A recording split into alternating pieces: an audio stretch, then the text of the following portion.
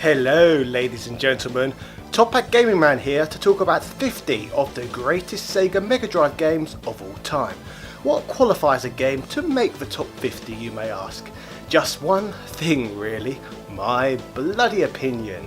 Yeah. Today I'm going to gush about my favourite 50 Megadrive games that saw releases on Western shores, so sit back, relax and bear marvel to some of the top games on the greatest Sega platform of all time. So let's get this list going. It is impossible to make a Sega Megadrive greatest games list without including Sonic the Hedgehog titles. I personally do not think the first entry in the Sonic series is quite as good as what was to come, but this was the game that has permanently made Sega a household name. This 1991 game is particularly special to me, as after playing it around a friend's house as a youngster, I had so much fun with it that it actually made me want to upgrade from a microcomputer to one of the 16-bit home consoles. Ultimately, I chose the Super Nintendo, but if it wasn't for Sonic the Hedgehog, I may possibly have just stuck with my Amstrad CPC 464. It is truly difficult to think of many games quite as iconic and impactful as this one. Streets of Rage is another game that is synonymous with the success of the Mega Drive. This 1991 side-scrolling beat-em-up is an all-time classic. The series centres on the efforts of several heroes, in which you can play as who are on a quest to rid a city from the rule of a crime syndicate. Streets of Rage is a really solid, almost arcade-like experience, which features some of the best music and atmosphere on the system. But in terms of Streets of Rage games, or bare knuckle as it's known as in Japan, the best was still to come. I have to say I do like a good Japanese space shooter, and Thunder Force 3 fits the mould absolutely perfectly. This scrolling shooter game, developed by Technosoft, is the third chapter in the Thunder Force series, which saw a release in 1990. The player is allowed to choose which of the initial 5 planets to start on, and after the first 5 stages are completed, the game continues for 3 more stages. If you like your space shooters, this is one of the better ones on the Sega Mega Drive. Disney's Aladdin is a platform video game developed and published by Virgin Games, based on the 1992 film of the same name. This game features some of the most gorgeous animations in all of 2D gaming history, and is certainly one of the better games which has seen a release based on a film.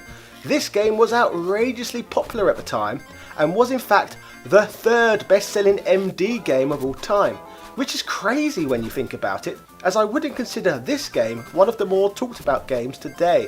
Despite this though, this stunning game is extremely deserving of your time, so why not give it a go? Mega Bomberman is a rehash of Bomberman 94, which saw a release on the PC Engine.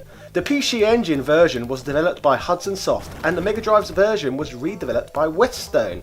This game is just your average Bomberman affair, but with this being the only appearance of the character on the Mega Drive, this game had to make the list.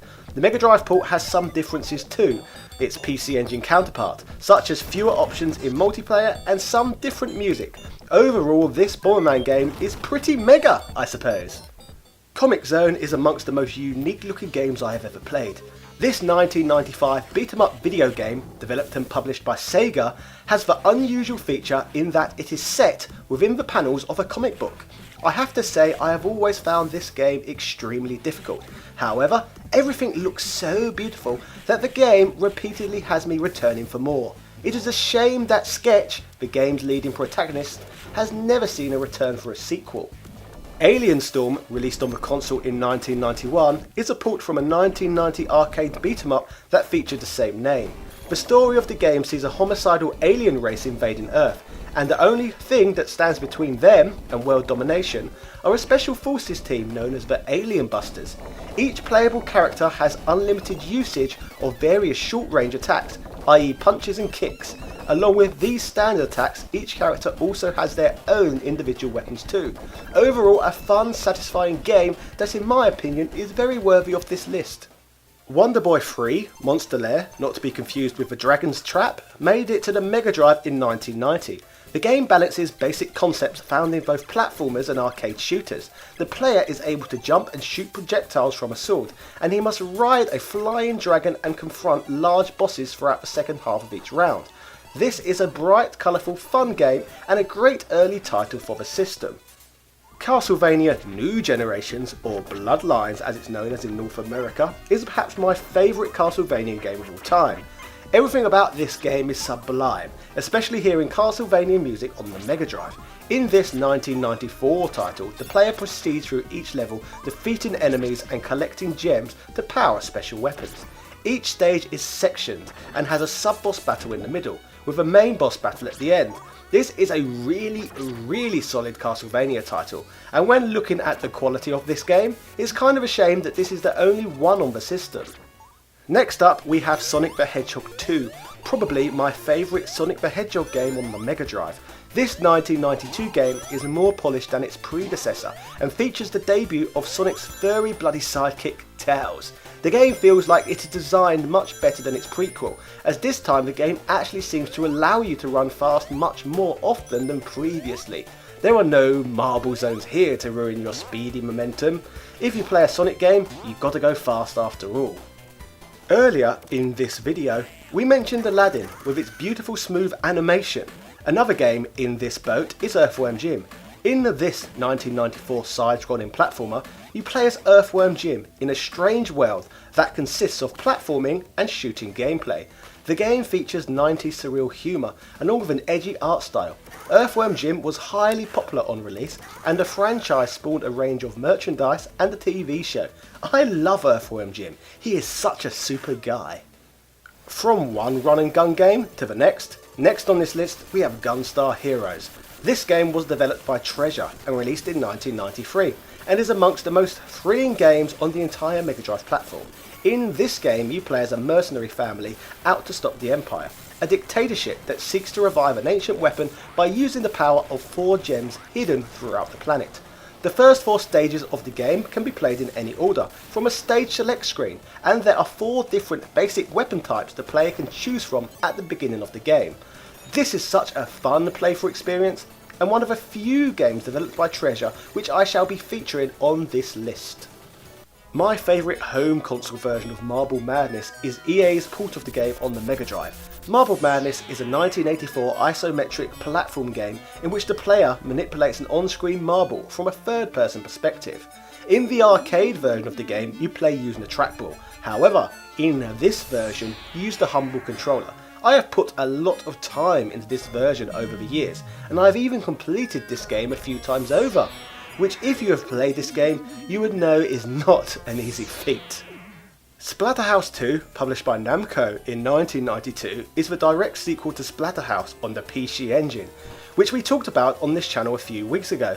Splatter House 2 features a gameplay very similar to the first game. The player controls Rick through 8 different stages, each 2-dimensional.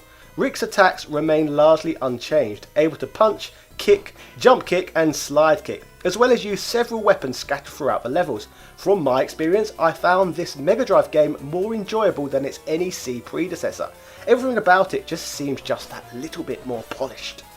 Alicia Dragoon is a 1992 platform game developed by Game Arts. The player controls Alicia, a young woman who is on a quest to avenge her father and save the world. You can fire lightning from her hands and summon 4 fateful beasts to aid her. The game consists of 8 levels of side-scrolling environments. Alicia has to jump across gaps and kill the enemies that stand in her way, then go on to face a boss at the end of each stage. The game is yet another fun side-scrolling romp within the Sega Mega Drive's library. One of the most famous franchises on the Sega Mega Drive was Golden Axe. Golden Axe is a side-scrolling arcade beat-em-up game released in 1989 by Sega. The game places the player in control of one of 3 warriors, each bent on the revenge against the vile dictator Death Adder. Progression is made through the game by hacking and slashing your way through Adder's forces. Aiding the characters in this quest is their abilities to cast spells that hurt all enemies on the screen. Whilst definitely not the best side-scrolling beat-em-up on the Mega Drive, the game is definitely one of the most iconic. Dr. Robotnik's Mean Bean Machine is literally Puyo Puyo disguised in a Sonic-themed package for us Westerners who didn't have a clue what the series was. I had my first experience in a similar manner via the procurement of Kirby's Ghost Trap on the Super Nintendo. The game is literally Puyo Puyo, one of the most fun puzzle games that has ever been created. If for whatever reason you have not played any Puyo Puyo, then I demand that you change that now and give the game like Dr. Robotnik's Mean Bean Machine a try. Micro Machines was always a game I enjoyed playing around friends' houses when I was a small child, and when I got a little bit older and got a Mega Drive of my own in the future, the game did not disappoint. There are a range of Micro Machine games on the Mega Drive, all of which play very similarly, but it is the original Codemasters 1991 game that I always find myself going back to. Micro Machines is a top-down racing game where the players race in environments such as breakfast and pool tables, work desks and tree houses, driving toy vehicles such as powerboats, helicopters, Formula 1 cars and tanks that can shoot other racers. This game's simplicity does not really seem to age. Beyond Oasis is a 1994 action RPG video game developed by Ancient. The game has action-adventure elements similar to the Legend of Zelda series. The player controls Prince Ali and takes him across the map to fulfill his quest. Along the way, the player picks up special items to restore health and magic, special weapons to help defeat enemies, and 4 magic spirits found in shrines to aid Prince Ali's mission. This is another beautiful looking game within the Mega Drive's library. Imagine if Link to the Past had looked this good, eh? The Mega Drive has a fantastic port of Ghouls and Ghosts, which I may add is a completely different game to Super Ghouls and Ghosts, which was published on the Super Nintendo. In this outrageously difficult game, the player controls the knight Arthur, who must advance through a series of eerie levels and defeat a number of undead and demonic creatures in his quest to restore all the people killed by Lucifer. So why not screech your way through this game? 1993 saw the release of Rocket Knight Adventures by Konami, a mascot-style platformer which is a lot of fun to play. Gameplay is often a side-scrolling platform with linear runs through levels. Your character is able to jump, attack with his sword either directly or by shooting enemies forward when swung, or charge up your rocket pack and go flying in one of 8 standard directions. Levels are occasionally switched up with alternate styles of gameplay, including some of which are horizontal scrolling shooters, another fantastic addition to the Mega Drive's library. Toejam Enou is an action game developed back in 1991. The game is set on Earth, which is represented by randomly generated islands that float in space, each one a layer above the last. They are connected by elevators. Some islands contain pieces of spacecraft wreckage, of which the player must collect 10 to win the game. The game can be highly addictive and is quite unique in its presentation. 1994 saw the release of Capcom's Super Street Fighter 2, probably the greatest fighter on the entirety of the Mega Drive platform. This was released on the platform at the same time as it came out on the Super Nintendo 2, which was massive thinking back, especially considering Sega fans had to wait longer than Nintendo fans to see a Street Fighter game at all on the platform. This version of the game allows you to take control of 16 different fighters, including new additions to the roster such as Filong and Kami. This game is a must-own for Mega Drive procurers. 1991's The Cap Attack by Vic Tokai is a westernised version of the Japanese platform game known as Magical Flying Hat, which again was skinned as Kid Cool on the NES and Psycho Fox on the Master System. The player controls a living mummy named Chuck D. Head through various side-scrolling levels in an effort to battle an underground army led by Max D. Captain's levels contain many enemies and hazards that can harm or kill Chuck. Overall, this game contains a lot of charm. Streets of Rage 2, released in 1992, is argued by many to be the greatest game on the entire Mega Drive platform. And looking at the quality of this game, it is quite hard to argue against those people. The first installment in the series was already fantastic, and this game just builds on everything the previous game included. This arcade-style beat-em-up is as good, if not better, than most of which you would have been able to play in the arcades back in the day. A truly special game which is extremely worthy of its reputation. Shining Force is a 1992 fantasy turn-based tactics role-playing video game. Essentially the game is just Fire Emblem, but for the Mega Drive, which could have never have been a bad thing. Whilst primarily a traditional fantasy-themed game, it contains some science fiction elements.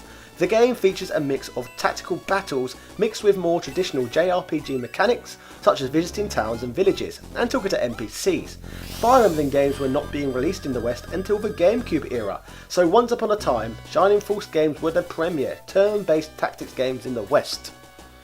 Truxton is a 1988 arcade game which saw a port to the Sega Mega Drive in 1989. Like many other scrolling shooters, the game is set in outer space, where the player takes control of a small spaceship across several planets. Megatech magazine sums up this game perfectly by stating it's a good solid blast which offers players a lot of action, speed and excitement. Cheeky Cheeky Boys is a side-scrolling action game released for the arcades by Capcom in 1990, which also saw a release on the Sega Mega Drive. The game takes the form of a scrolling platform game, with the player controlling the characters of twins. The game is yet another fine example of great platforming which can be found on the system. Ghostbusters was developed by Compile in 1990. This is a run and gun game in which the player takes control of squat cartoon representations of 3 of the 4 Ghostbusters from the movie. This is a surprisingly decent game, especially when you consider how poor most movie tie-in games are. I suppose though this probably helps that this game was not released until years after the first 2 movies had already been made. Rise Star is a side-scrolling platform game that never saw release until 1995, making it one of the later games on the platform. Whilst at first glance this game may look a lot like Sonic the Hedgehog, the game differs by focusing less on jumping and speed and more on the uses of Rise Star's stretchy arms, which can reach in 8 different main directions. Personally, I think that Rise Star is even better than any of the Sonic games on the platform, and it is a crying shame that we never got to see a Rise Star 2 down the line. Unlike with Street Fighter 2, Sunset Riders on the other hand made it to the Mega Drive way before it made its way to the Super Nintendo. This 1991 arcade game found a place on the Mega Drive by 1992. This is a side-scrolling run and gun video game developed and released by Konami. The game is set in the American Old West, where the player takes control of a bounty hunter who is seeking the rewards offered for various criminals. This is yet another fine example of Konami's greatness on the Mega Drive. Landstalker is an action-adventure game that was developed by Climax Entertainment. You play as Nigel, the treasure hunter, who is tasked with searching for clues that lead to the treasure of King Null. This is accomplished primarily by travelling through both outdoor areas and dungeons. All gameplay and plot advancing scenes take place in an isometric view. Much of the game's dungeons and overworld are filled with monsters, mostly creatures from fantasy and mythology like ogres, skeletons, ghosts, golems and more. Many may be avoided or killed for gold or other collectibles, while others must be killed to advance the plot of the game. Landstalkers looks fantastic as well. I mentioned Gunstar Heroes earlier on this list. Another fantastic game by Treasure is Dynamite Headdy, released in 1994. Dynamite Headdy is a platform game in which the player takes control of Headdy, a puppet with a detachable head. Headdy can jump and throw his head in any direction to attack enemies. His head can also be used to grab hooks and pull himself up onto platforms. The game is bright, colourful, fun and creative. Basically everything you expect from a Treasure game really. Like the second, the third entry in the Splatter House series can also be found on the Mega Drive. This 1993 title plays different to its predecessors. The game features 6 levels, many taking place in the mansion. Instead of the side-scrolling action of the previous games, Splatterhouse 3 features non-linear exploration throughout several different rooms, forcing Rick to often backtrack as he tries to find the exit. The combat in this game feels more like Streets of Rage than a traditional Splatterhouse game. I guess this game can be considered somewhat of a breath of fresh air for the series, but personally I still prefer the earlier games. Sonic the Hedgehog 3, as the name suggests, is the third main entry in the Sonic series. This 1994 release once again attempts to top its previous 2 entries, this time coming with an entirely new game engine.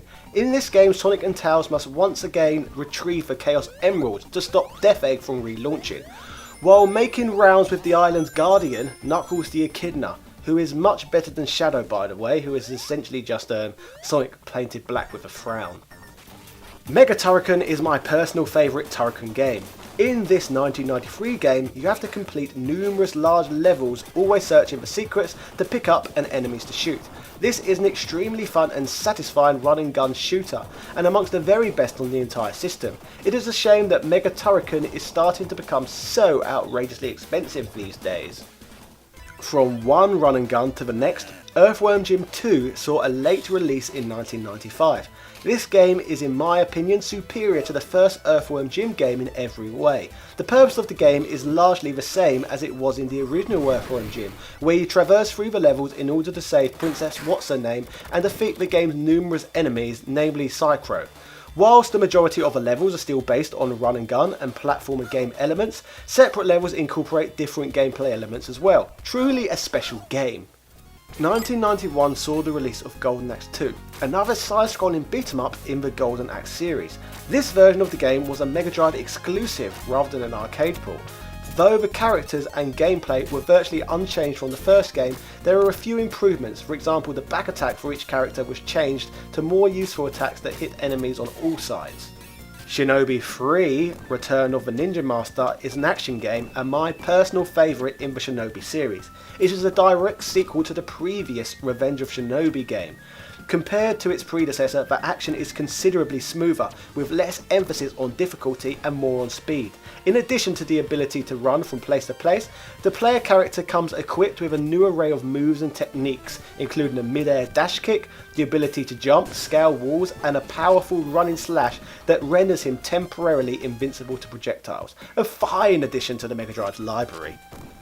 1994 saw the release of Streets of Rage 3, the third entry in the series. The game yet again is a side-scrolling beat-em-up. To be honest, the game does not offer many improvements on the previous entries. However, if you look at the game and try and judge it on its own merits, there is still a fun beat-em-up here.